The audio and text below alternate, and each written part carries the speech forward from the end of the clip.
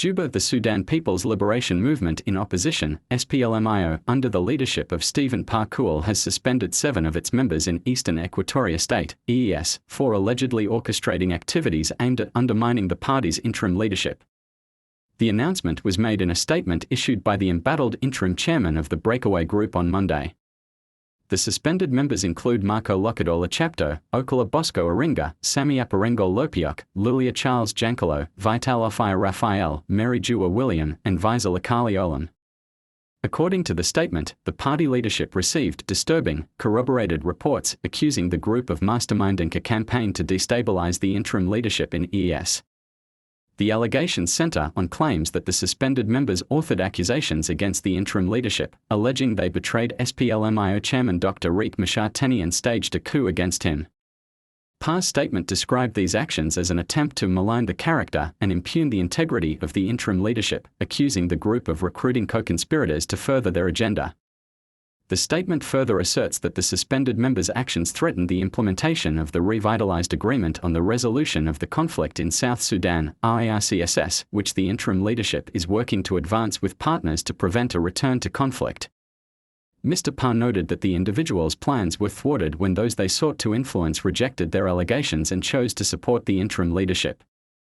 Citing his authority under the National Liberation Council meeting held on April 9, 2025, at Palm Africa Hotel, and referencing Regulations 22, 15.6 and 15.7 of the SPLMIO Internal Regulations of 2014, PHAR announced the immediate suspension of the 7 members from all responsibilities assigned by the party. The suspensions highlight ongoing internal divisions within the SPLMIO, which have persisted amid challenges in implementing the 2018 peace agreement. Mr. PHAR persistently faced adversity from senior SPLMIO members aligned with Machar since declaring his interim chairmanship in April. With Machar in detention, party members such as Oyet Nathaniel, Angelina Teni, and Martin Gama Abucha have refused to endorse the decision taken by PHAR, deepening the rift within the party. Mala medida lang yiliang kadel, tila tela lang katadun kan kane. Anchina ban kaya kalar mugoro de na ling larama la magwa nong ne ya akagoro de na ling yene dialog kon la neto kwa aiwo kwa support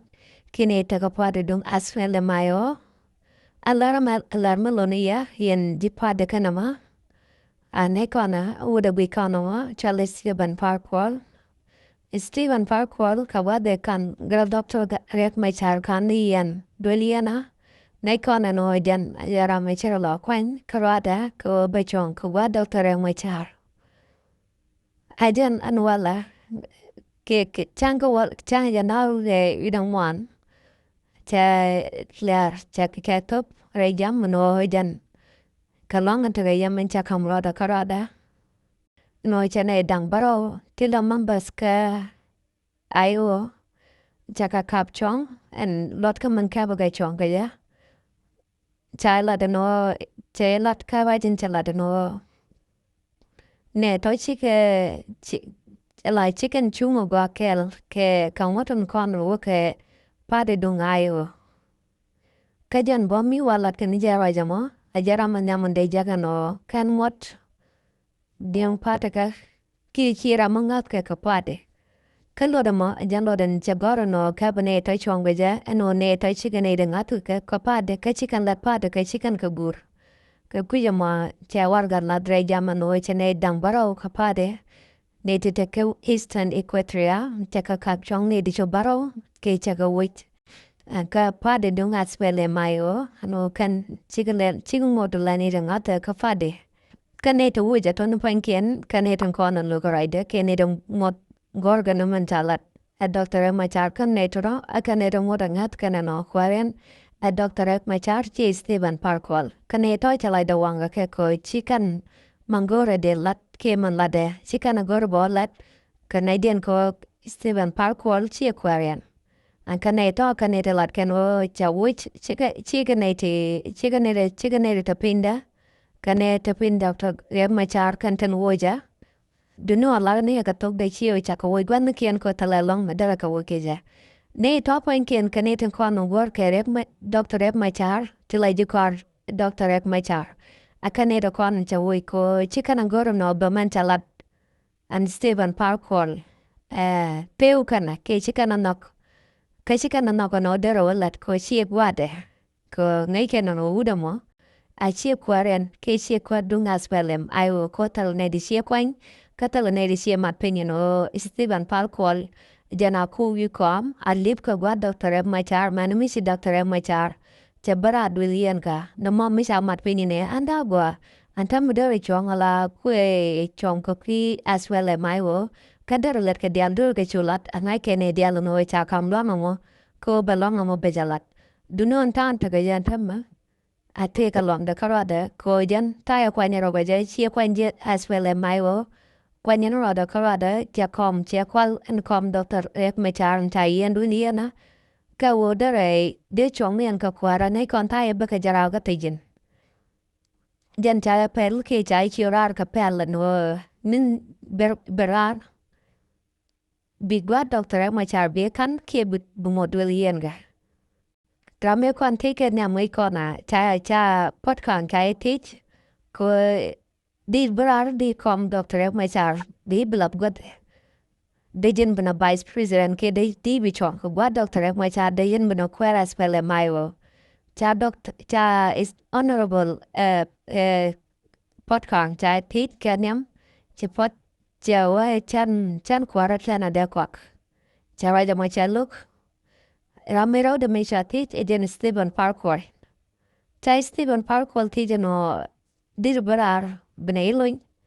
kata bneiluin ge ja bneiluin ko become gada machar ke kom Dr. Machar be ban kan janta e chul ke jara ge ya ko cha chu no bu barar cha barar dungal jeng ni jarar ne de we jana te rar kame yen jan cha yen kel ke gan machar chokulo barar e chul gane je itu barar kom gada machar cha yen no be ban kan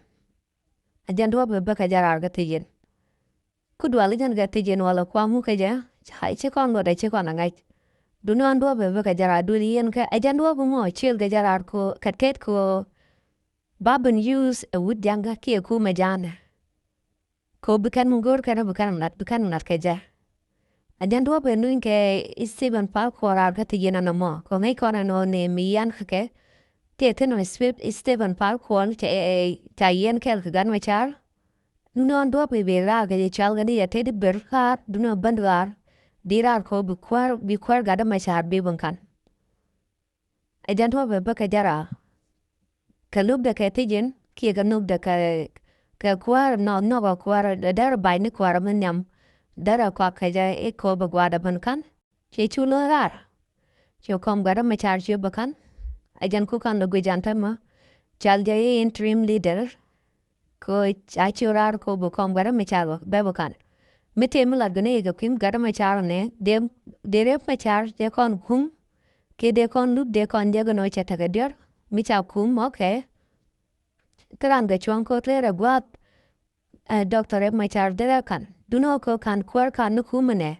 tan ramu dam long ko de ra gwa Dr. Machar de ra ja kan duno ko nuk de ko dar bra ga tijen kan nuk ga ka kwak ken no go bai cha lu kwar che bandi onu ting nore che chuban cha kom ga da Machar che bakan den ku yela ne non temme cha lo da kwar ka juba na mo ja ne che tuok ne dambara to ka bu ga chon ko jani sa raida men chalat chalu ko ken ka kuje mo cha ga kap chon ke cha ga wit ka pare dung aswelem hayo raja mo jan raja go ne de ne pen ka yere je chira da te dalon ka ta dun kel ka ne ama no ko bi de mana ke no go larama goro di je lak ke di re do di ban pingwa mo andi ban ping ko comment section ko de ne lojak ku kuje mo chira te dalom biataman